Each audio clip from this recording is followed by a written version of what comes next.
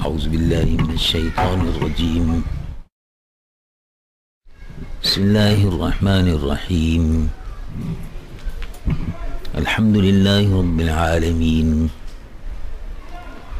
والصلاة والسلام على أشرف الأنبياء وسيد المرسلين نبينا وحبيبنا ومولانا محمد صلی اللہ علیہ وعلى آلہ وصحبہ اجمعین. یا رب صل وسلم دائما سرمدا على حبیبک خیر الخلق كلهم. اللهم صل على حبیبک سیدنا مولانا محمد صاحب الوجه الأنور والجبين الأزهر، صلاة وسلاما عليك يا سيدي يا رسول الله. قال الله عز وجل في شان حبيبه: إن الله وملائكته يصلون على النبي يا أيها الذين آمنوا صلوا عليه وسلموا تسليما. اللهم صل على سيدنا وحبيبنا مولانا وعلى آل سيدنا وحبيبنا ومولانا محمد وبارك وسلم صلاة وسلاما عليك يا سيدي يا رسول الله صلى الله. میرے محترم مقتدر علماء کرام، محترم بزرگوں، میری محترم بہنوں، عزیز نوجوانوں اور پیارے پیارے بچوں، السلام علیکم ورحمۃ اللہ وبرکاتہ.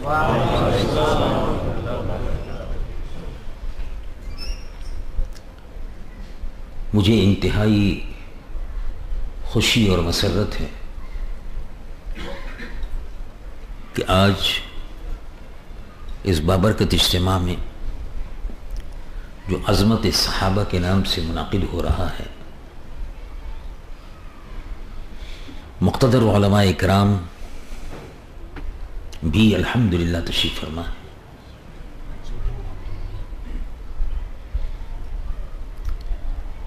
ان مقتدر علماء کرام سے دس زبان میں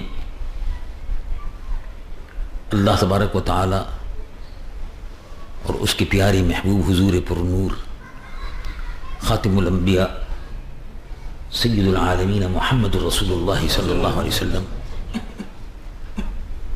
صحابہ رضوان اللہ علیہم اجمعین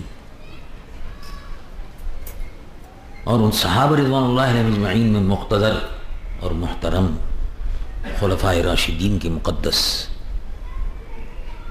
نفوس قدسیہ، مقدس جماعت کا ذکر ہم اور آپ سن رہے تھے.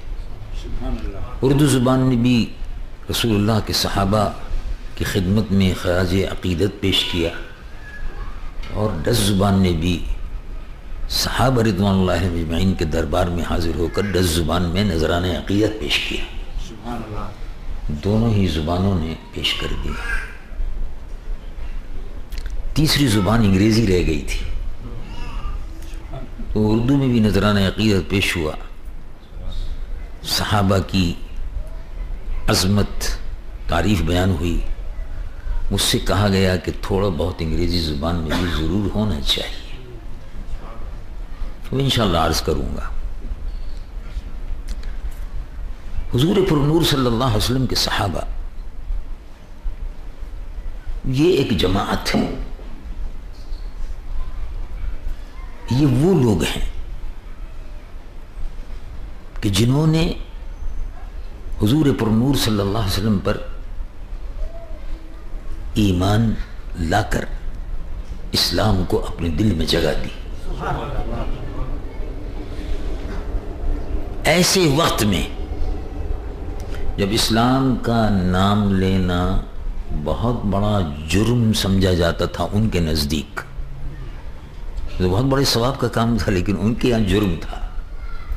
مکے کے جو کافر تھے، پیگن، بت پرست، وہ رسول اللہ صلی اللہ علیہ وسلم کے بدترین دشمن تھے، اور جس کے متعلق ان کو معلوم ہو جاتا تھا کہ انہوں نے اسلام کو قبول کر لیا، ان کو مارتے تھے، چلتے پھرتے سڑک پہ مارتے تھے، چلتے پھرتے گالیاں دیتے تھے، خود حضور پر نور صلی اللہ علیہ وسلم کو تکلیف دیتے تھے۔ تو ظاہر ہے جب حضور کو تکلیف دیتے تھے تو صحابہ کو کتنی تکلیف دیتے تھے۔ یہ واقعات جو ہیں وہ تو بہت اس کی تفصیل ہے، لیکن اتنی بات اب آپ سمجھ لیجئے کہ قرآن مجید و فرقان حمید میں صحابہ سے محبت کرنا، ان کا ادب کرنا، ان کی عزت و احترام کرنا، یہ ہمارے ایمان کا حصہ ہے۔ اور اہل بیت کا مطلب ہے رسول اللہ صلی اللہ علیہ وسلم کے گھر والے، سادات کرام، ان سے محبت کرنا یہ ہمارے ایمان کا حصہ ہے۔ اب ہم اہل سنت و جماعت رسول اللہ کے صحابہ سے بھی محبت کرتے ہیں، اور رسول اللہ کے گھر والوں سے بھی محبت کرتے ہیں، سادات کرام سے۔ اور کچھ لوگ ایسے ہیں کہ جو رسول اللہ کے صحابہ سے نفرت کرتے ہیں اور اہل بیت سے محبت کرتے ہیں، کہتے ہیں ہم اہل بیت سے محبت کرتے ہیں۔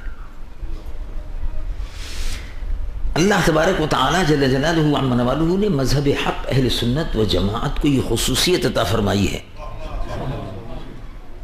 کہ یہ صحابہ سے بھی محبت کرتے ہیں، اہل بیت سے بھی محبت کرتے ہیں، بیلنس رکھا ہوا ہے۔ یہ نہیں ہے کہ صحابہ کی محبت میں اہل بیت کو برا کہیں، معاذ اللہ، توبہ توبہ، اور یہ بھی نہیں ہے کہ اہل بیت کی محبت میں رسول اللہ کے صحابہ کو چھوڑ دیں اور ان کو برا کہیں، یہ بھی نہیں ہے۔ اب دیکھیے قرآن مجید و فرقان حمید میں دونوں باتیں فرمائی کہ کس طرح ساتھ رکھ کے چلنا ہے۔ اہل سنت کی یہی خوبی ہے، اہل سنت و جماعت کی یہی خوبی ہے کہ اللہ کو بھی ناراض نہیں کرنا، وہ رسول اللہ کو بھی ناراض نہیں کرنا۔ تو رب العالمین جل جلالہ عما نوالہ نے ارشاد فرمایا کہ یہ جو صحابہ ہیں ان کا مرتبہ کیا ہے، جنہوں نے مکہ معظمہ کو چھوڑا، اسلام کو قبول کیا، اسلام کے نور کو اپنے دلوں میں جگہ دی، اسلام کے چراغ کو، بتی کو، چراغ کو اپنے دل میں روشن کیا، اس چراغ کی حفاظت کی، اتنی حفاظت کی کہ اسی چراغ کو ساتھ لے کر قبر میں گئے، تو قبر میں اسی ایمان کے چراغ سے روشنی ہو گئی، اور جب حشر کے میدان میں اٹھیں گے تو اسی کو ساتھ لے کر جا رہے ہوں گے۔ یہی روشن چراغ ہوگا، ایمان، نور ہوگا، یہ روشنی ہوگی۔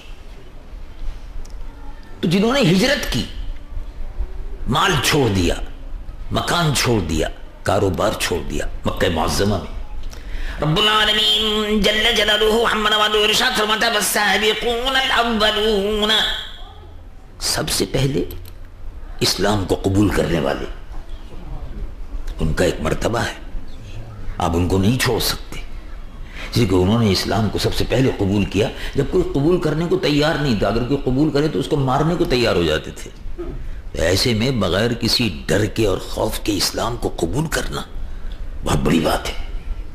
اللہ رب العالمین فرماتا ہے جنہوں نے جو سبقت لے گئے، والسابقون الاولون من المہاجرین والانصار، ہجرت کرنے والے، ایمان میں سبقت لے جانے والے۔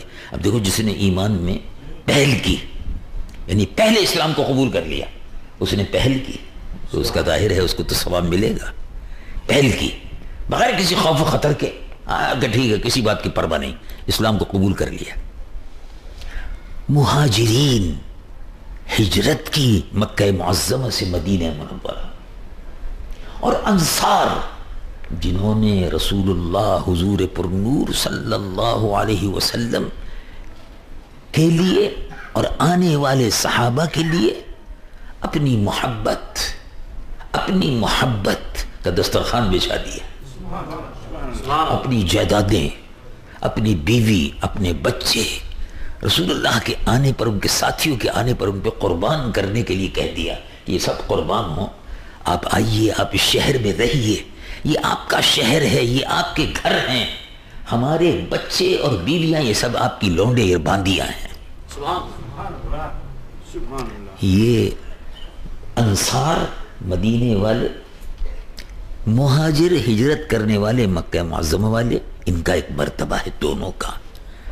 پہلے اسلام کو قبول کیا، مہاجر ہوئے، سبقت لے گئے، پھر انصار نے ان کی مدد کی، جب وہ ان کے پاس آئے مدینہ شریف میں، کاروبار گھر بار لٹ کر جب مدینے میں آئے تو انہوں نے پناہ دی۔ ان کا ایک مرتبہ ہے والسابقون الاولون من المهاجرين والانصار والذين اتبعوهم باحسان رضی اللہ عنہم ورضوا عنہ۔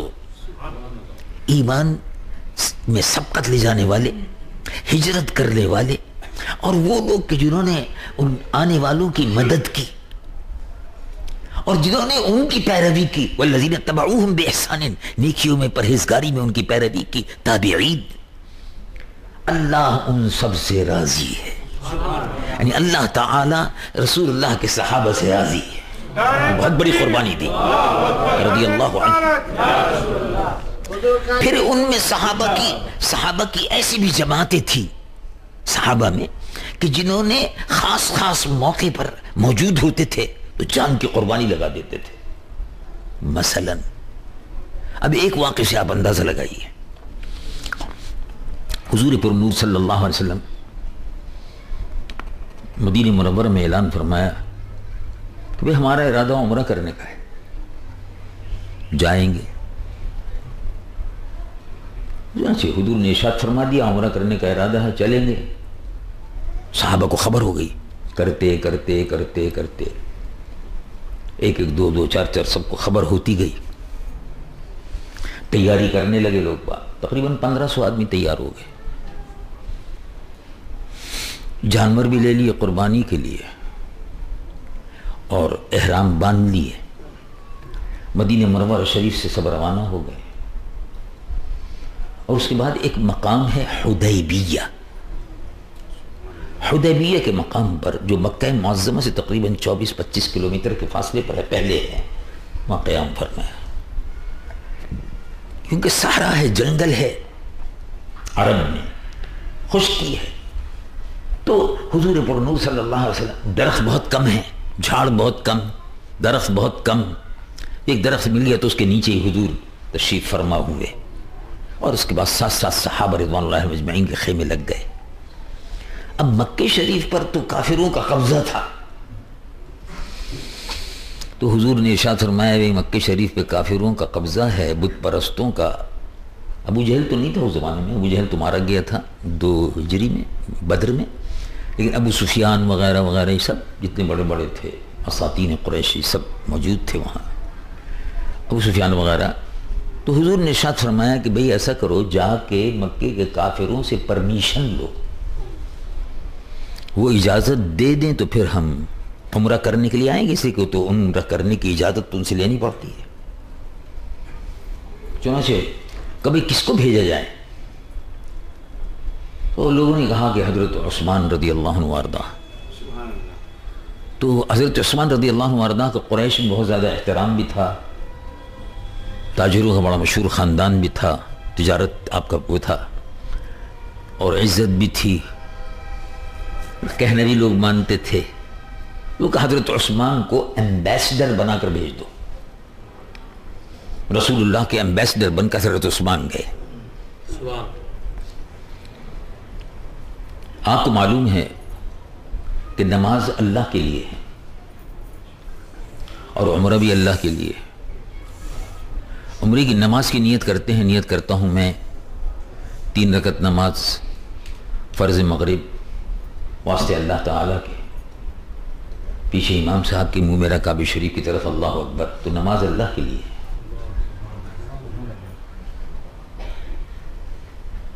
نیت کرتا ہوں میں روزے کی. بصوم غد نویت للہ عز وجل. کل کے روزے کی نیت کرتا ہوں اللہ تعالیٰ کے لیے. اللہم تقبل، اے اللہ قبول فرما. بصوم غد نویت من شہر رمضان لک یا اللہ. یہ اللہ کے لیے روزہ ہے، اللہ کے لیے نماز ہے. عمرہ کس کے لیے ہے؟ عمرہ بھی اللہ کے لیے ہے.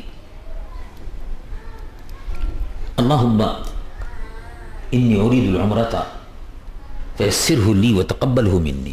اے اللہ میں عمرے کی نیت کرتا ہوں تیرے لیے، اے اللہ اس کو قبول فرما اور میرے لیے آسان فرما. اس لیے کہ لمبا چوڑا کام ہوتا ہے عمرے میں، بھاگ دوڑ بھی ہوتی ہے. احرام باندھو، احتیاط کرو، مکھی مت مارو، جو مت مارو، پچھر مت مارو، زیادہ کھجاؤ نہیں، بال نہ ٹوٹنے پائے. تو وہ لمبے چوڑے جرمانے شروع ہو جاتے ہیں پھر اللہ تعالیٰ کی طرف سے. تو اس لیے بڑی احتیاط کرنی پڑتی ہے. اور صفا کرو اور مروہ کرو، دوڑو درمیان میں. یہ سارے کیونکہ کام ہوتے ہیں تو اے اللہ آسان فرما، یسرہ لی. اللہم انی ارید العمرۃ، اللہم انی ارید العمرۃ فیسرہ لی وتقبلہ منی لک یا اللہ. اے اللہ تیرے لیے میں عمرہ کر رہا ہوں. تو عمرہ اللہ کے لیے، یہ کسی کے لیے نہیں ہے. اب یہ الگ بات ہے کہ آپ نے عمرہ کیا اور عمرے کرنے کے ساتھ ساتھ یہ کہا کہ میں یہ عمرہ کر رہا ہوں تیرے لیے ہے اللہ، اور اس کا ثواب میرے والد کی روح کو پہنچانا. تو یہ صحیح ہو گیا.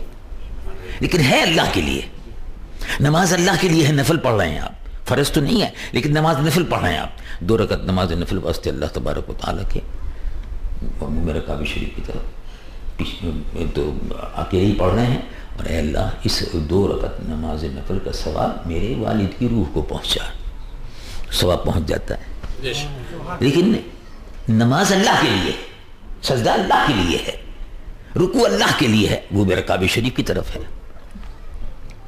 عمرہ بھی اللہ کے لیے. حضرت عثمان غنی مکہ معظمہ میں پہنچ گئے اور جا کے ان سے کافروں سے کہا کہ وہی خیریت ہے، یہ ہے وہ ہے. بھئی ہم لوگ عمرہ کرنے آئے ہیں. رسول اللہ عمرہ کرنے تشریف لائے ہیں. 1500 کے قریب صحابہ ہیں. وہ کہا نہیں ان تو اجازت تو نہیں دیں گے. کافروں کی پٹائی بہت کی تھی مسلمانوں نے جنگ بدر میں اور احد میں. تو وہ زخم چاٹ رہے تھے ابھی تک، بڑے غصے میں تھے. نہیں ہم اجازت نہیں دیں گے. کیسے آ گئے آپ لوگ؟ ہم اجازت نہیں دیں گے. نہیں زیادہ غصہ کرنے کی ضرورت نہیں ہے، ہمارے پاس کوئی ہتھیار نہیں ہے، ہم کوئی لڑنے کے لیے نہیں آئے. آپ دیکھ سکتے ہیں ہم کوئی لڑنے کے لیے نہیں آئے ہیں، تو ایسی عمرہ کرنے کے لیے حضور پر نور صلی اللہ علیہ وسلم کے ساتھ 1500 کے قریب صحابہ ہیں. کوئی ہتھیار، کوئی جنگ، کوئی تیر وغیرہ کچھ نہیں ہے. صرف جیسے ہتھیار روزمرہ کے ہوتے ہیں ساتھ رکھنے کے لیے، سفر کر رہے ہیں، یہ ہے تو چھرے ہیں، چاقو ہے، ہتھیار ہیں. لیکن باقاعدہ لڑائی کا سامان جو ہوتا ہے کہ لوہا سے بند ہو رہے ہوں، زرے بندی بھی ہو، یہ کچھ نہیں ہے. نہیں چاہے ہتھیار ہوں یا نہ ہوں، ہم عمرہ نہیں کرنے دیں گے. مدینہ منورہ بغیر عمرے کے واپس جاؤ. مگر ہاں ایک بات ہے، اور اے عثمان ہم کو تم سے بڑی محبت ہے، ہم آپ کا بڑا احترام کرتے ہیں، ہم آپ کا بڑا ادب کرتے ہیں. آپ عمرہ کر لیں. کیونکہ عمرہ کرنا یعنی احرام باندھا ہوا تھا. اب احرام جب تک بندھا ہوا ہے، تو جب تک احرام بندھا ہوا ہے تو احرام کی پابندی ہے. احرام کی پابندی یہ ہے کہ خوشبو نہیں لگا سکتے. احرام کی پابندی یہ ہے کہ سر کے بال نہیں ٹوٹنے پائے. احرام کی پابندی یہ ہے کہ کھجانا نہیں چاہیے زیادہ تاکہ کہیں بال وال نہ گر جائے. احرام کی پابندی یہ ہے کہ جومت نہیں مار سکتے. احرام کی پابندی یہ ہے کہ جانور نہیں مار سکتے، شکار نہیں کر سکتے. احرام کی پابندی یہ ہے کہ مچھر بھی نہیں مار سکتے. تو یہ احرام کی پابندی ہے. تو انہوں نے کہا کہ ہمیں آپ سے بڑی محبت اور عقیدت ہے، آپ بڑے اچھے آدمی ہیں عثمان، آپ عمرہ کر لیں، احرام کھول دیں، پھر آرام سے بیٹھ کے بات کریں گے. انہوں نے کہا کہ نہیں. مشہور واقعہ ہے. اب رسول اللہ کے صحابہ کی بات دیکھیے. حضرت عثمان ذوالنورین کہا کہ نہیں، یہ نہیں ہوگا جب تک میرے آقا عمرہ نہیں کریں گے. جب تک وہ طواف نہیں کر لیں گے، جب تک وہ عمرہ نہیں کر لیں گے، میں بھی عمرہ نہیں کروں گا۔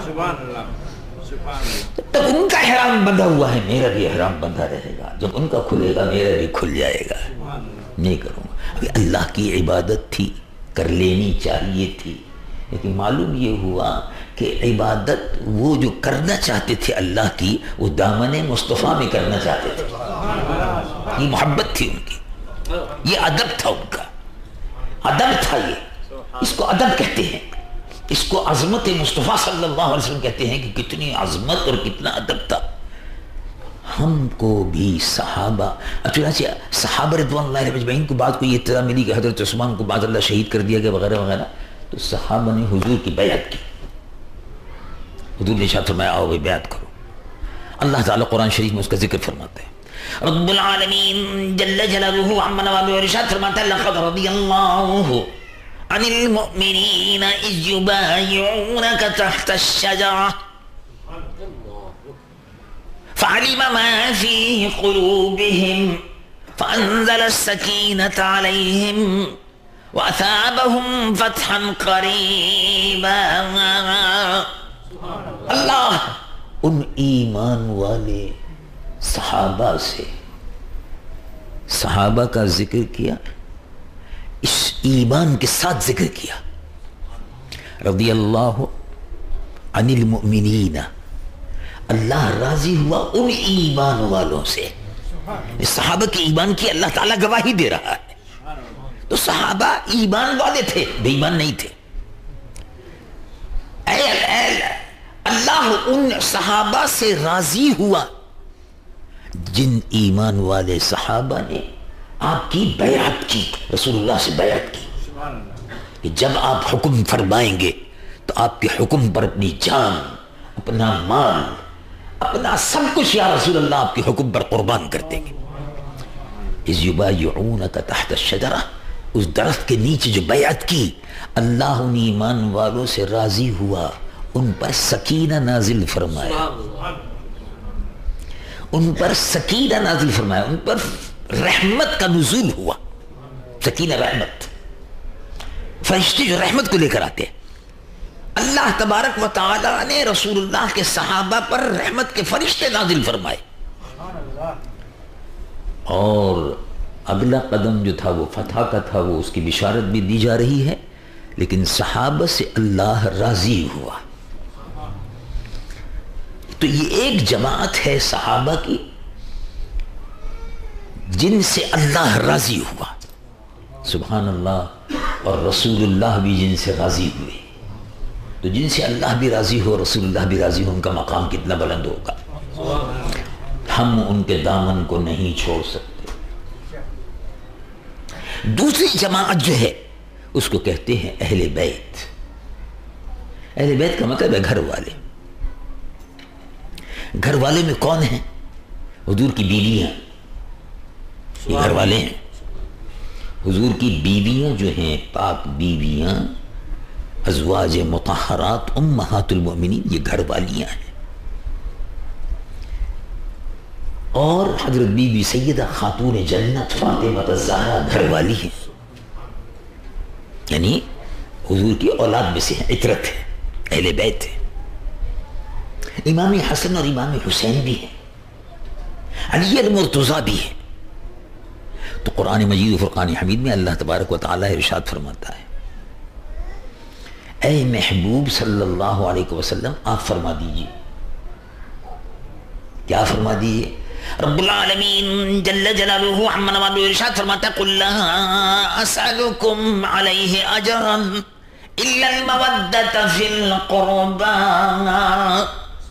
رسول اللہ صلی اللہ علیہ وسلم سے اللہ رب العالمین فرماتا ہے کہ اے محبوب فرما دیجئے کہ میں جو تبلیغ کرتا ہوں اس کا تم سے کوئی معاوضہ نہیں مانگتا۔ یا قومی، مرسلین کا مقام یہی ہے، یا قومی اتبعوا المرسلین اتبعوا من لا يسألكم اجرا وهم مهتدون۔ جو تم سے معاوضہ نہیں مانگتے، پیغمبر معاوضہ اپنی تبلیغ کا نہیں مانگتا۔ اور بہت سے حضرات جو ہیں وہ اسی طرف گئے ہیں، لیکن بعض حضرات نے اصل میں مغالطہ ہو گیا لوگوں کو، انہوں نے پیشہ بنا لیا، پروفیشنل بن گئے، تعویذوں کو بیچنے کا کاروبار کرتے، اس پہ پیسے مانگتے، اور بعض بے وقوف سیدھے سادے لوگ ہیں وہ پیسہ دیتے ہیں اور تعویذ خریدتے ہیں، تو خود ان کو سوچنا چاہیے کہ جب اللہ کا کلام پیسہ دے کر انہوں نے خریدا تو اس میں کتنی برکت ہوگی۔ برکت تو پہلے ہی چلی جاتی ہے، نیت خراب ہو جاتی ہے۔ پیسہ لاؤ تو پھر لکھیں گے، پیسہ لاؤ تو پھر تعویذ دیں گے، تو تعویذ فروشی یہ لوگ کرتے ہیں، تعویذ فروشی بھی ہوتی ہے اور قبر فروشی بھی ہونے لگی اب۔ حضرت سلطان الہند خواجہ معین الدین چشتی اجمیری رضی اللہ عنہ دنیائے اسلام کے اہل سنت کے مقتدا و پیشوا ہیں، جن کے دم قدم سے اجمیر کی سرزمین پر اسلام کا جھنڈا لگا اور اس کی روشنی پورے ہندوستان میں پھیل گئی۔ یہ ہے سلطان الہند معین الدین چشتی اجمیری رضی اللہ۔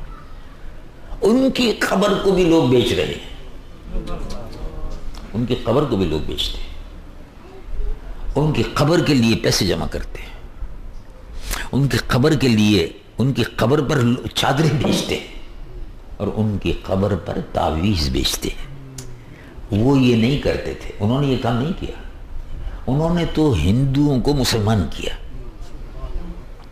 انہوں نے ہندوؤں کے کالے سینے کو اسلام کی روشنی سے منور کر دیا، ان کے دلوں میں اسلام کا چراغ جلا دیا۔ جب ان کا انتقال ہوا تو یہ نہیں ہے کہ تعویذ لکھے ہوئے رکھے تھے اور بکنے سے رہ گئے۔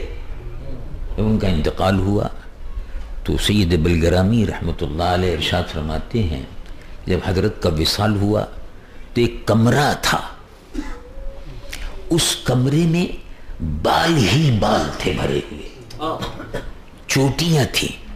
ہندوؤں کو دیکھا ہوا آپ نے، چوٹی رکھتے ہیں سر پہ، تو جب وہ مسلمان کرتے تھے کلمہ پڑھاتے تو چوٹی کاٹ دیتے تھے، چوٹی کاٹ کے کمرے میں ڈال دیتے تھے۔ تو جب حضرت کا وصال ہوا تو 40 لاکھ سے 4 ملین سے زیادہ ہندو مسلمان ہو چکا تھا۔ انہوں نے کوئی تعویذ بیچنے کا کاروبار نہیں کیا، انہوں نے کوئی جن بھوت اتارنے کا کاروبار نہیں کیا، کاروبار کر رکھا لوگوں نے، دھوکہ دیتے ہیں، پیسہ لیتے ہیں، مانگتے ہیں، اور بے وقوف مسلمان، بے وقوف جاہل مسلمان پیسے دیتا ہے اور پیسے بیچتا ہے اور اپنے ایمان کو خراب کرتا ہے۔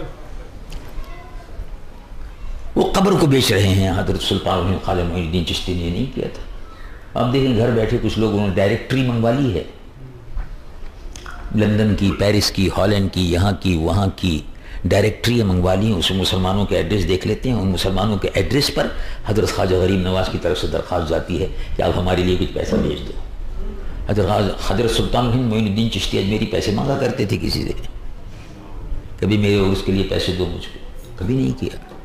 ان کو بدنام کرتے ہیں یہ لوگ، اور اس طرح سے اسلام اور اہل سنت و جماعت بدنام ہوتے ہیں۔ لوگوں نے اپنا کاروبار بنا لیا ہے۔ اللہ تبارک و تعالی جل جلالہ و عم نوالہ ہمیں اور آپ کو ایمان کی سلامتی کی توفیق عطا فرمائے۔ تو حضور پر نور صلی اللہ علیہ وسلم نے ارشاد فرمایا رب العالمین نے کہ اے محبوب آپ ان سے فرمائیے، رب العالمین جل جلالہ و عم نوالہ ارشاد فرماتا قل لا اسألکم علیہ اجرا، میں اپنی تبلیغ پر تم سے پیسہ نہیں مانگتا، الا المودۃ فی القربى، میں تم سے پیسہ نہیں مانگتا۔ اور پیسہ مانگنے کے لیے بہت سے لوگ بے وقوف لوگ ہیں یہاں جو باہر سے آنے والوں کو باقاعدہ وہ چندہ مانگنے آتے ہیں تو پیسہ دے دیتے ہیں۔ میں خود حیرت کرتا ہوں کہ یار کیسے بے وقوف لوگ ہیں یہ، کہ باہر سے کوئی آدمی آتا ہے چندہ مانگنے کے لیے، اس کو فوراً بیچارے آنکھ بند کر کے چندہ دے دیتے ہیں، کوئی ثواب کا کام نہیں ہے۔ آپ کا پیسہ آپ کا پیسہ مسجد بننے کے لیے باہر نہیں جانا چاہیے، یہاں لگنا چاہیے۔ آپ کا پیسہ دارالعلوم بننے کے لیے یہاں لگنا چاہیے، آپ کا پیسہ دین کی خدمت کے لیے یہاں پہلے لگنا چاہیے۔ اب فرض کر لو ایک آدمی پاکستان سے آیا، انہوں نے کہا کہ مجھے پاکستان میں مسجد بنانی ہے۔ اچھا، یہ بڑی خوشی کی بات ہے، اللہ تعالیٰ آپ کی نیت میں، آپ کے مال میں برکت دے، بناؤ بھائی۔ کہا نہیں، میں تو مسجد کے لیے چندہ کرنے آیا ہوں پاکستان سے۔ تو 50,000 روپے کا ٹکٹ انہوں نے خرچ کیا۔ کبھی آپ نے اس کا حساب کتاب لگایا؟ 50,000 روپے کا آنے جانے کا ٹکٹ انہوں نے خرچ کیا اور مسجد بنانے کے لیے یہاں آئے۔ یہاں مسلمانوں کی تعداد ہے، سری نام، پاکستان، ہندوستان کے مسلمانوں کی مل کر تعداد 1 لاکھ ہے، زیادہ 1 لاکھ ہے۔ تو 1 لاکھ مسلمانوں سے مسجد کے لیے چندہ مانگنے کو پاکستان سے ایک شخص آیا، کتنے مسلمانوں کو چھوڑ کے آیا؟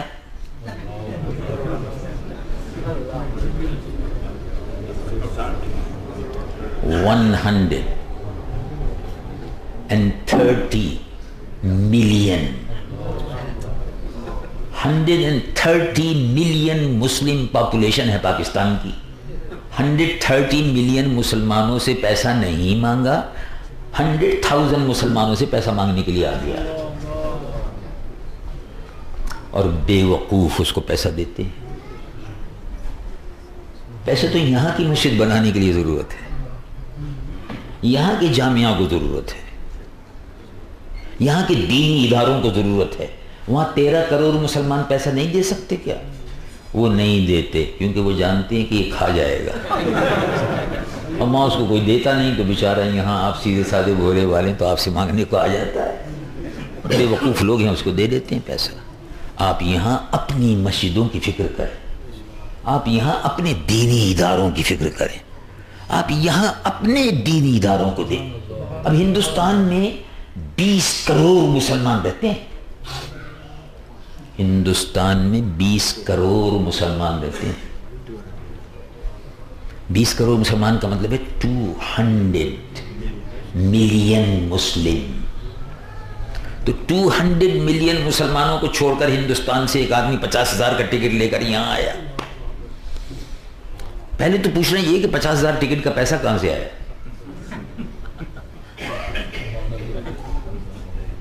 وہ 200 ملین مسلمانوں کو چھوڑ کر یہاں ایک 100,000 مسلمانوں سے پیسہ مانگنے ہندوستان سے آ گیا۔ ہندوستان میں بھی ماشاءاللہ مسلمان ہیں، مسجدیں بنا رہے ہیں، اللہ کے نام پر پیسہ خرچ کر رہے ہیں، لیکن وہ لوگ کہ جن کو لوگ بہت سے جانتے ہیں کہ ایک کرمنل ہے، پیسہ کھا جاتا ہے، نہیں دیتے نا ان کو پیسہ، کیونکہ اب ہندوستان میں ان کو پیسہ نہیں ملتا، پاکستان میں پیسہ نہیں ملتا، تو یہاں مانگنے کے لیے آ جاتے ہیں۔ اب سیدھے سادے بھولے بھالے لوگ ہیں، آپ ان کو دے دیتے ہیں، تعویذ کے نام پر، مدرسے کے نام پر، چندے کے نام پر، مسجد کے نام پر بھولے بھالے مسلمان بیچارے دے دیتے ہیں۔ بہرحال یہ تو درمیان میں ایک بات آ گئی تھی، اس سے بہت سے لوگ ناراض بھی ہو جائیں گے، بہرحال جانے ناراض ہو جائیں، ان کی مرضی ہے۔ بات صرف اتنی ہے کہ ہم کو اس بات کی فکر ہے کہ اس سرزمین پر اسلام کے مرکز بنانے ہیں، بجائے اس کے کہ وہ لوگ جو 120-130 ملین مسلمان ہیں، 200 ملین مسلمان ہیں، ان کو چاہیے کہ وہ ہماری مدد کریں، وہ الٹا ہم سے مانگنے آ جاتے ہیں، الٹا چور کوتوال کو ڈانٹنے آ جاتا ہے، بھگوڑے یہاں آ جاتے ہیں۔ تو بہرحال اللہ رب العالمین قرآن میں ارشاد فرماتا ہے کہ اے محبوب فرما دیجئے، کیا فرمائیے؟ رب العالمین جل جلالہ عما نوالہ ارشاد فرماتا ہے قُلْ لَا أَسْأَلُكُمْ عَلَيْهِ أَجْرًا إِلَّا الْمَوَدَّةَ فِي الْقُرْبَى،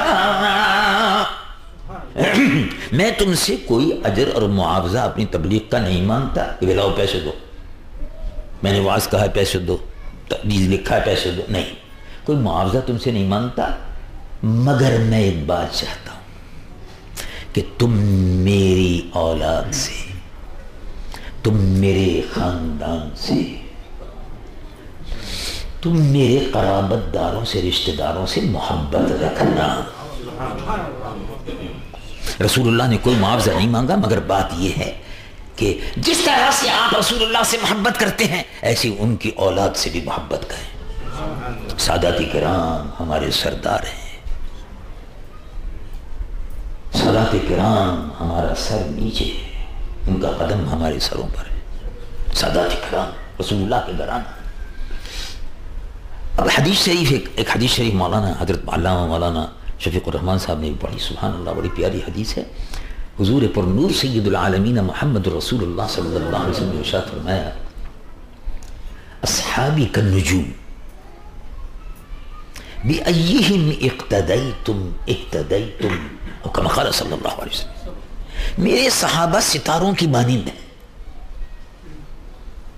تو جس کی بھی تم پیروی کر لو گے تم ہدایت پا جاؤ گے. یہ حضور نے ستارے کیوں فرمایا؟ تو ستارے اس لیے کہا کہ رات کو جب مسافر چلتا ہے, جہاز بھی چل رہا ہو تو, مسافر بھی جا رہا ہو جنگل میں تو, ستاروں کی روشنی میں دیکھتا چلا جاتا ہے کہ یہ ستارہ قطب تارہ کدھر ہے, ادھر سے رستہ ادھر کو جاتا ہے, ادھر سے ادھر کو جاتا ہے. دن کی روشنی میں, سورج کی روشنی میں تعین کرتا ہے مسافر کہ سورج مشرق سے نکلا ہے, اچھا مشرق ادھر ہے مغرب ادھر ہے. اور رات کو ستاروں سے تعین کرتے ہیں.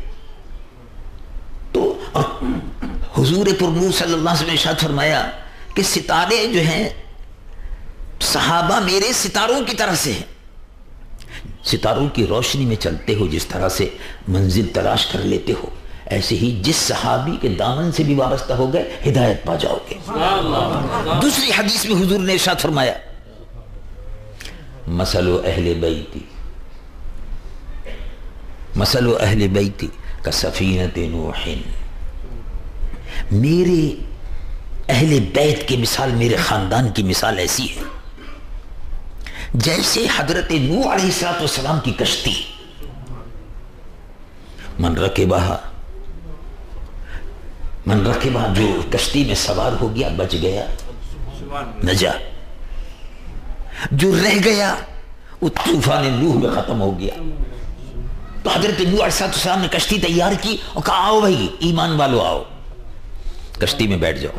ایمان والے کشتی میں آ گئے, اور باقی جو تھے انہوں نے کہا ایسی بیکار بات, معاذ اللہ توبہ توبہ, نبی برحق کی شان میں گستاخی کی, ہم نہیں بیٹھتے, چلو یہاں سے, بھاگو یہاں سے, ایسی تم ہم نے ڈھونگ رچا رکھا ہے بیکار میں.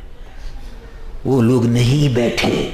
تھوڑی ہی دیر میں اللہ رب العالمین نے حکم فرمایا یا ارض ابلعی ماءک ویا سماء اقلعی وغیض الماء وقضی الامر واستوت علی الجود. زمین پانی اگل دے, آسمان پانی برسا دے. اور پھر جو طوفان آیا ہے تو جو کشتی میں بیٹھے تھے بچ گئے, اور جو رہ گئے تھے وہ سب مر گئے, ڈوب گئے, مر گئے. حضور نے ارشاد فرمایا مثل اہل بیتی, میرے اہل بیت کی مثال ایسی ہے جیسے حضرت نوح کی کشتی.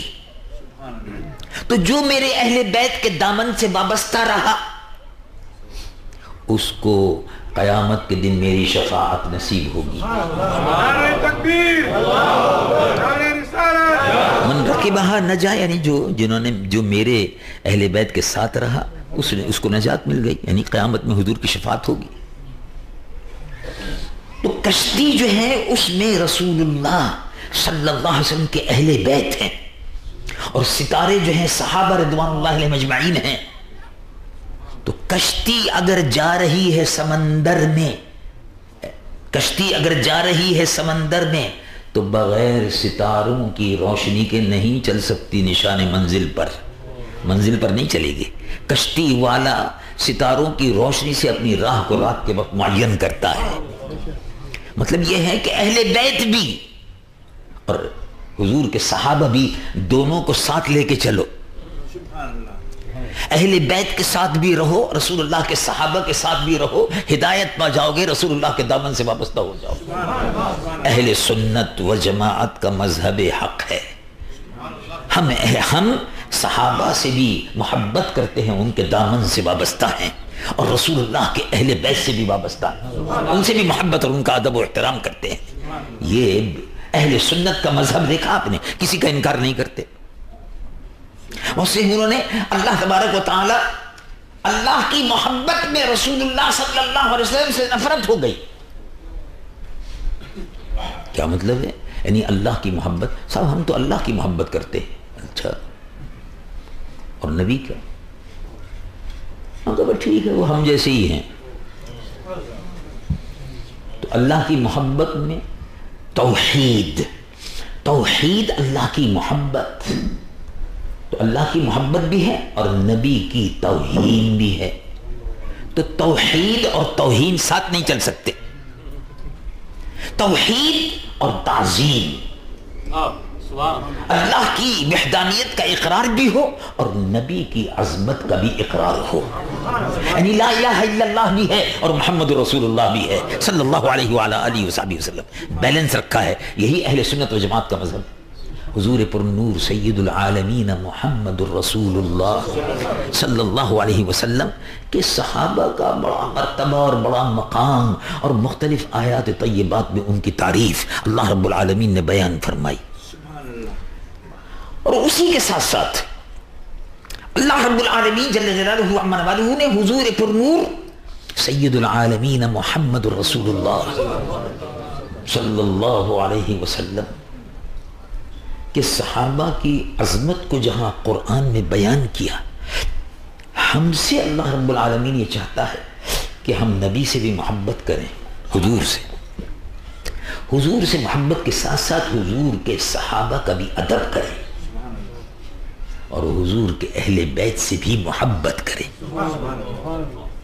یہی عقیدہ اور یہی مذہب مہذب اہل سنت و جماعت ہے. بیلنس رکھا ہوا ہے. اللہ تبارک و تعالی جل جلالہ عما والہ نے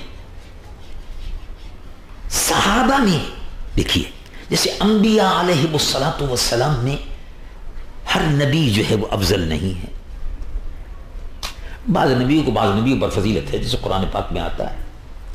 رب العالمین جل جلالہ عما والہ ارشاد فرماتا ہے تلک الرسل فضلنا بعضهم علی بعض.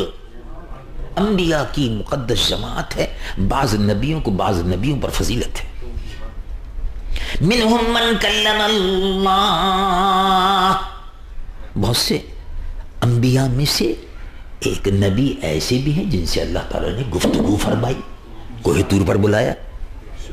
ورفع بعضهم درجات، اور بہت سو کے درجے بلند فرمائے، آسمانوں پر بلا لیا. حضرت عیسیٰ علیہ السلام آسمانوں پر ہیں، حضرت موسیٰ علیہ السلام کو کوہ طور پر بلا لیا. تو یہ اللہ تبارک و تعالیٰ نے ہر نبی کو اس کی عظمت اور شان کے مطابق درجہ دیا ہے، اور ایک نبی کو دوسرے نبی پر فضیلت ہے. اب جیسے 1,24,000 نبیوں پر 313 رسولوں کو فضیلت ہے. 313 پر ان کو فضیلت ہے جن پر صحف ابراہیم و موسیٰ اترے.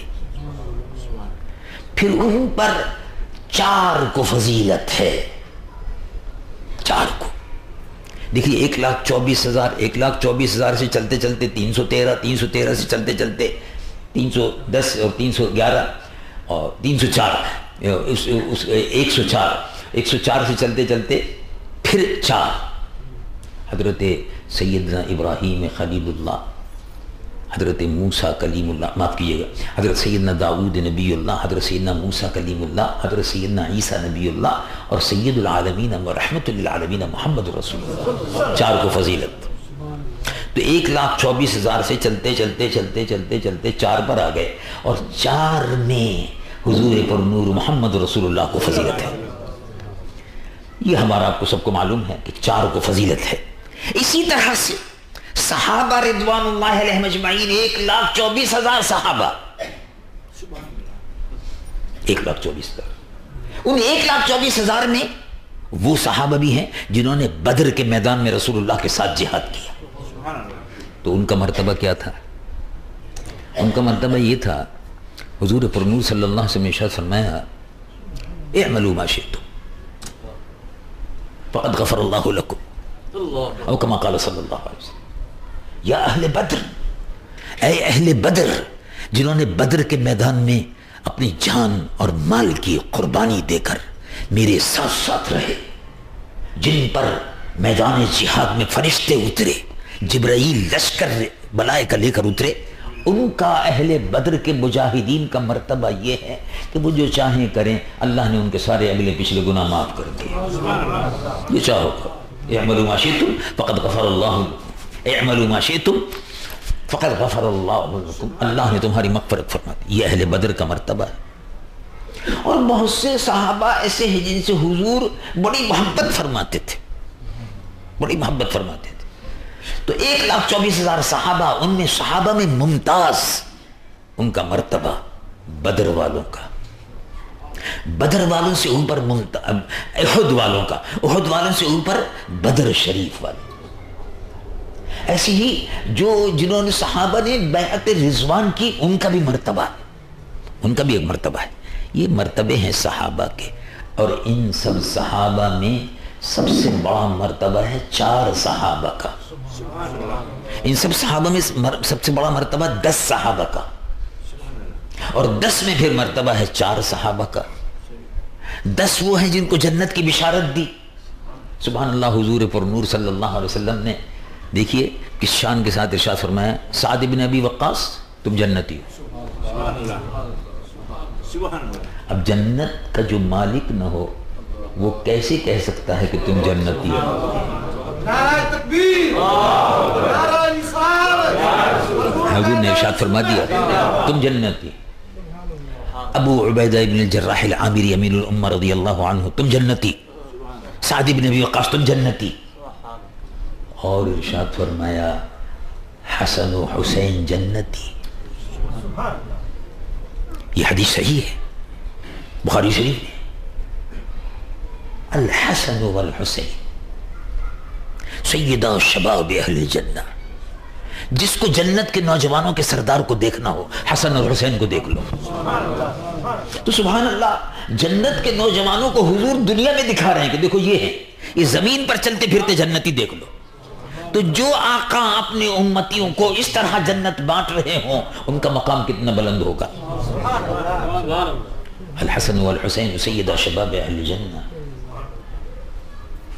فاطمہ سیدہ خاتون جنت، فاطمہ الزہرا کو، بی بی سیدہ خاتون جنت فاطمہ الزہرا کو فرمایا یا فاطمہ الفاطمہ سیدۃ نساء اہل جنہ. فاطمہ جنت کی عورتوں کی سردار ہے. اور ایک کھانا ہوتا ہے، ایک کھانا ہوتا ہے بڑا لذیذ ہوتا ہے.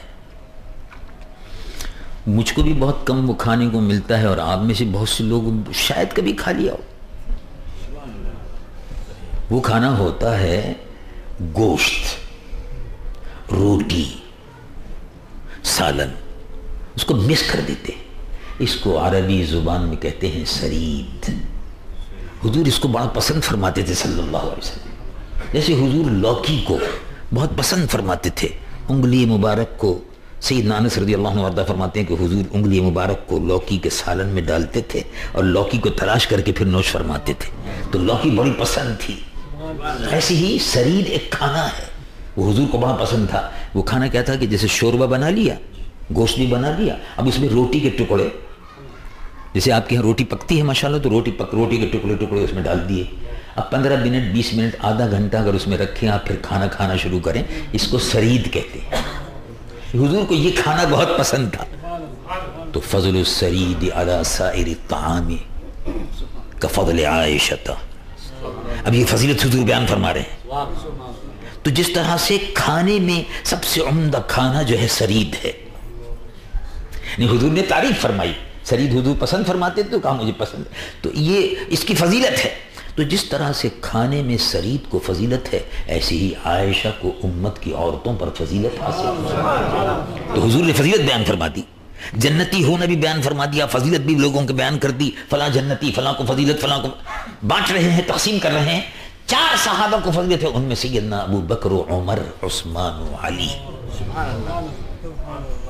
حضور پر نور صلی اللہ علیہ وسلم ایک دن احد پر تشریف لے گئے، اور احد پر جب تشریف لے گئے تو احد پہاڑ حرکت کرنے لگا.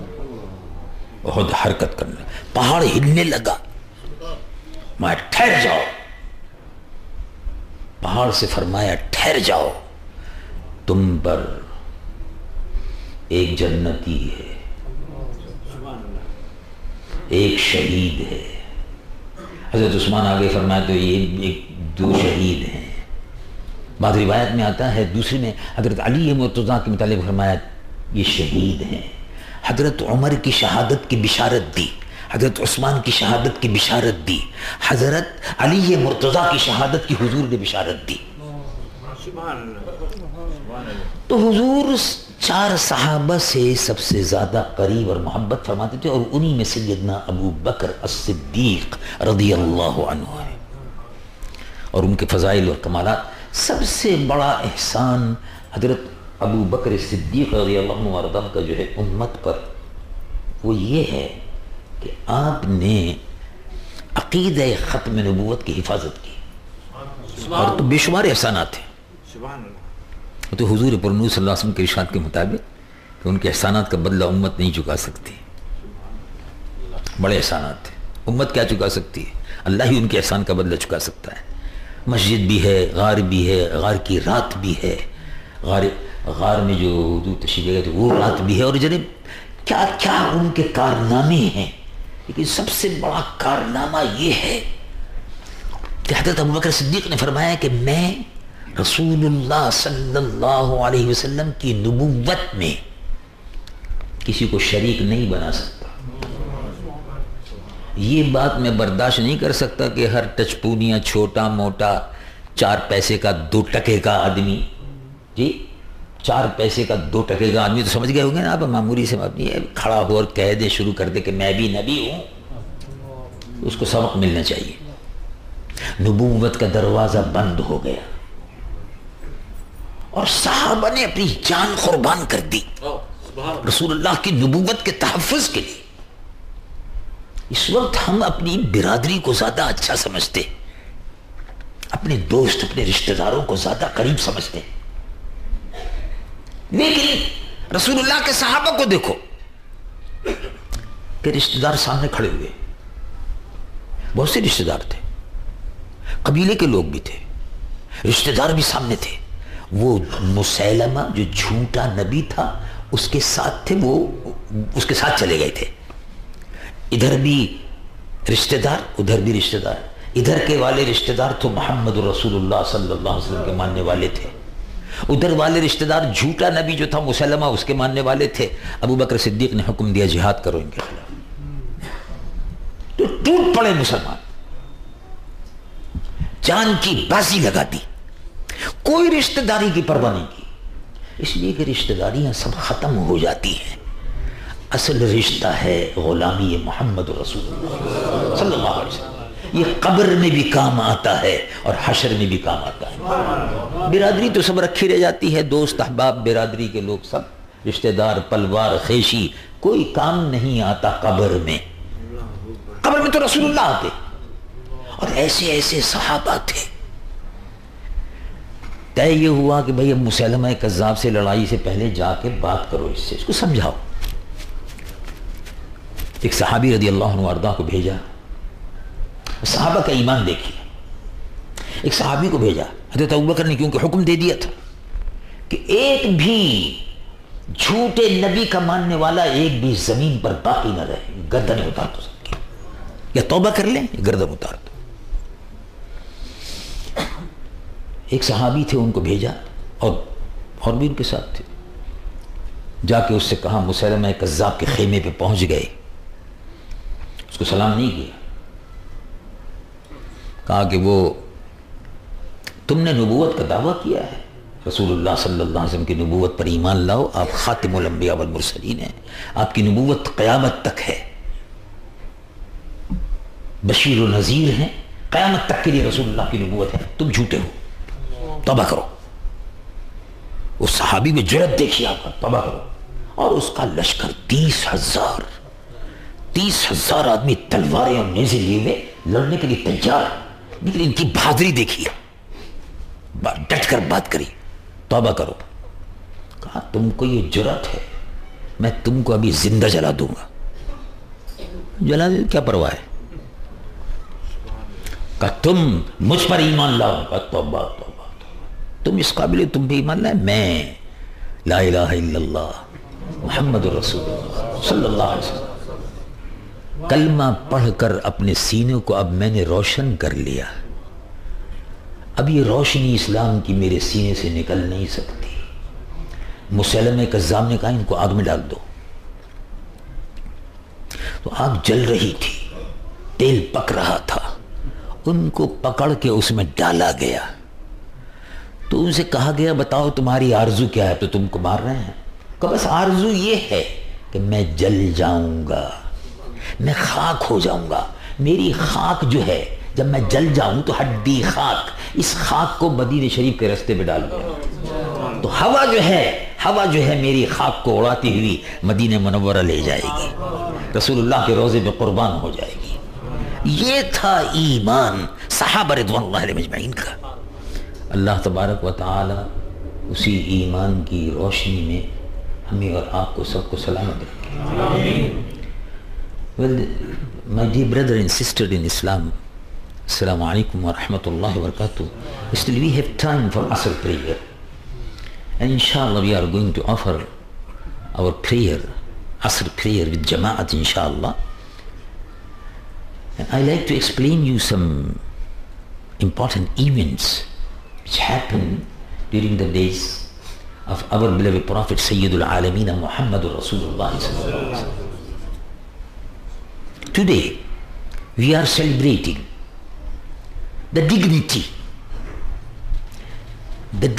and the status of beloved Prophet Sayyidul Alameen Muhammadur Rasulullah sallallahu alaihi wasallam and his companion. The companion of beloved Prophet sallallahu alaihi wasallam, those who have embraced Islam,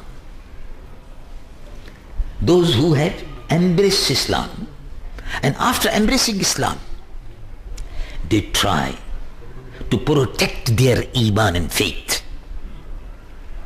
and by the same time protecting their iman and faith they were living with iman, died as a mu'min and left this world for the world hereafter with their iman.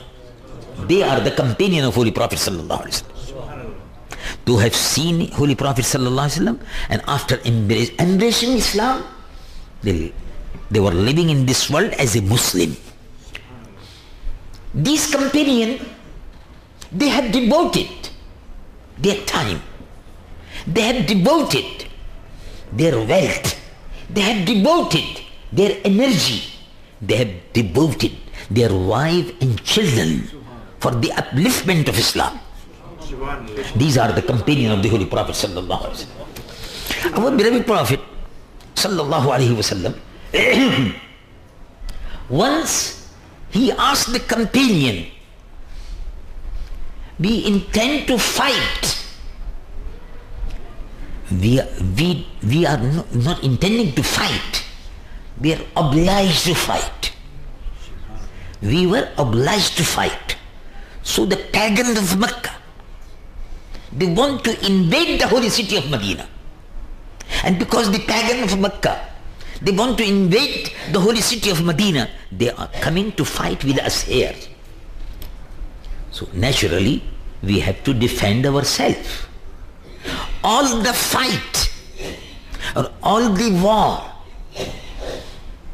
between pagans of Mecca and the follower of the Prophet sallallahu alaihi wasallam were in defense of the holy city of Medina. Muslims were fighting for defense. They were on defensive, not offensive. They were trying to defend their city, holy city of Medina, because before that they were living in the city of Makkatul Mukarramah, and there they were forced by the pagans to leave the city. And the pagans of Mecca, they have confiscated their wealth, their business, and the necessary things which belongs to them. Pagans of Mecca has confiscated that. They have boycotted the Muslims in the holy city of Mecca. They were not doing trade and business with them.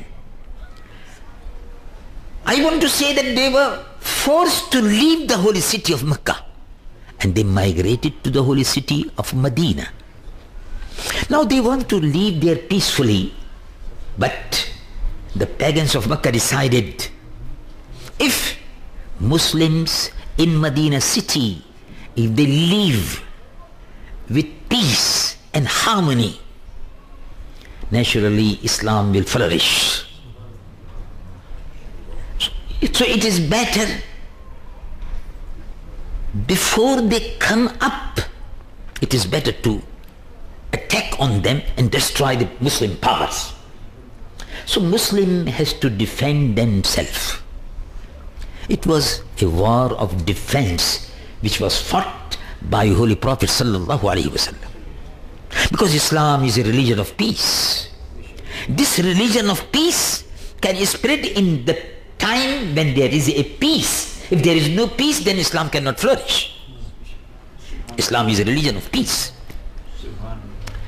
So when beloved Prophet sallallahu alaihi wasallam told the companion in the mosque that the pagans, they are coming to invade, they are coming to attack the holy city of Medina Munawwara, what you advise, that what we had to do? Because they are coming from Makkah, they will reach to Badr. Badr is about 120 kilometers from the holy city of Madinatul Munawwara. So they will come to Badr. From there, if we are going to stop them in the holy valley, this is a valley of Badr. If we are going to stop the enemies of Islam, the pagans of Makkah, our enemies, if we are going to stop them in the valley of Badr, Wadi Badr, valley of Badr, if we are going to stop them, then we can protect our holy city of Medina, a small town. We can protect it. So it is better to stop them there. So what is your advice? Companion, he asked the companion in the holy mosque, Madinatul Munawwara, and when he was asking, one of the companions stood and he said, Ya Rasulullah sallallahu alaihi wasallam, we are not the follower of Moses. We are not follower of Moses. When Moses asked their followers to come with him and to fight in the way of God, to take possession of the Qawm Tubba, they refused to do that. They said, O Moses, you go with your God, fight with them, and they vacate the city, the villages, then we will go and occupy it. We are not going to fight with you. So the companion stood and he says, Ya Rasulullah, we are not the nation of Moses. We are your follower. You order us. We are going to die on your right. We are going to die on your left. We are going to die and sacrifice ourselves in your front. We are going to die and sacrifice for the cause of Islam. Ya Rasulullah, we are waiting for your order. No need for consultation. We are not Qawmi Musa. We are not follower of Musa. We can sacrifice our life. We can sacrifice anything which Ya Rasulullah you order to us. So beloved Prophet sallallahu alaihi wasallam, then he said, all right, my companion, as you have said, let us get ourselves ready to fight in the battle of Badr, to defend the holy city of Medina and to defend Islam. This is why actually the companion of Holy Prophet sallallahu alaihi wasallam was great personalities, very great personalities. Allah subhanahu wa ta'ala has been pleased with them. In the Holy Quran, Allah subhanahu wa ta'ala says, radiyallahu anhum wa radu anhu. Allah subhanahu wa ta'ala is pleased with them. How much He is pleased with them? On the day of judgment, Allah subhanahu wa ta'ala will please them. Allah subhanahu wa ta'ala will provide them all the things which they could please them, and that is the Jannah, the best reward in the world hereafter for the companion of Holy Prophet sallallahu alaihi wasallam. Allah subhanahu wa ta'ala gave us right, show us right path, so we also can follow the steps of the companion of beloved Prophet sallallahu alaihi wasallam. Sallallahu ala sayyidina Muhammad wa ala alihi wa sahbihi wa sallam taslima walhamdulillahi rabbil alamin.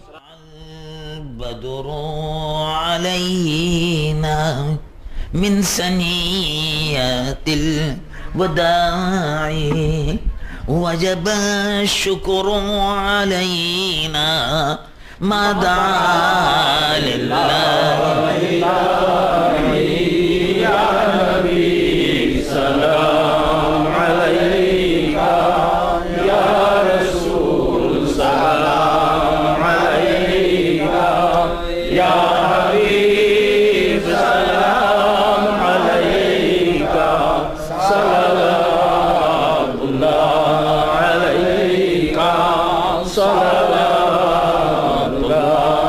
alayka anta shamsun anta badrun أنت نور فوق نوري أنت إكسير بغالي أنت مصباح صدوري يا نبي سلام عليك يا رسول سلام عليك يا حبيب سلام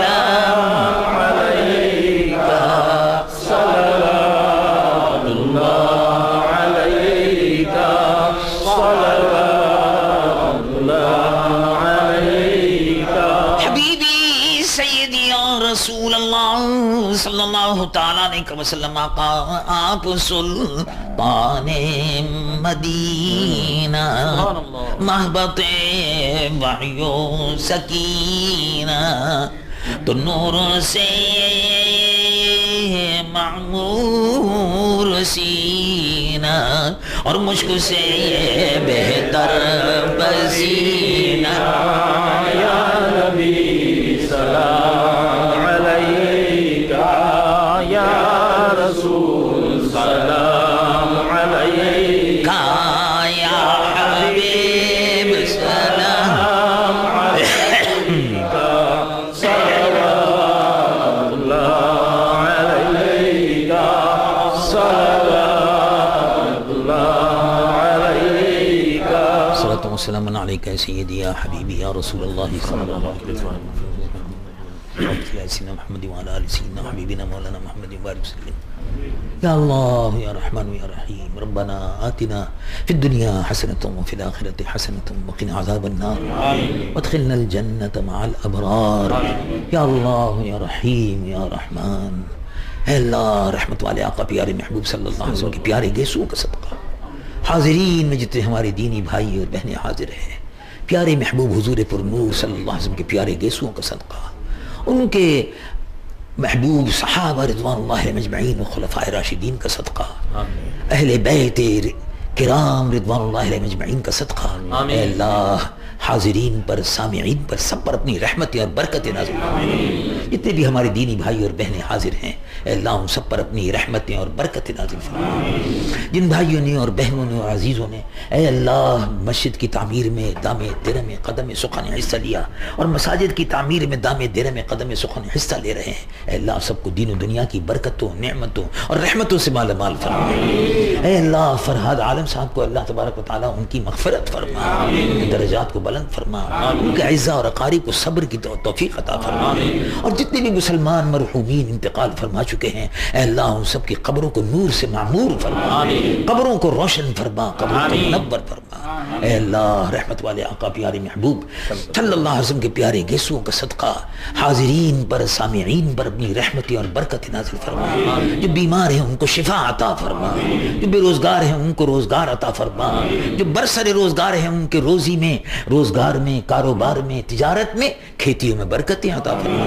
اے اللہ روزی میں، روزگار میں، کاروبار میں، تجارت میں، کھیتیوں میں برکت عطا فرما۔ اے اللہ رحمت والے آقا پیارے محبوب صلی اللہ علیہ وسلم کے پیارے یسوع کا صدقہ فلسطین کے مظلوم مسلمان مجاہدین کو فتح و نصرت عطا فرما، کشمیر کے مظلوم مسلمان مجاہدین کو فتح و نصرت عطا فرما، سارے عالم میں تیرے محبوب صلی اللہ علیہ وسلم کی امت کے مجاہدین داغستان میں، کوسووا میں، فلپین میں اور برما میں اور چیچنیا میں، اے اللہ ان مسلمان مجاہدین کو فتح و نصرت عطا فرما، اپنے محبوب صلی اللہ علیہ وسلم کی امت کی حفاظت فرما۔ یا رب بالمصطفیٰ بلغ مقاصدنا واغفر لنا ما مضى واسع الكرم، الہی نجنا من كل هم وغم بجاہ المصطفى مولى الجمیل، وهب لنا في مدينته قرارا بإيمان ودفن بالبقيع، سهل لنا يا إلهي كل صعب بحرمة سيد الأبرار ساهل۔ سبحان ربك رب العزة عما يصفون وسلام على المرسلين والحمد لله۔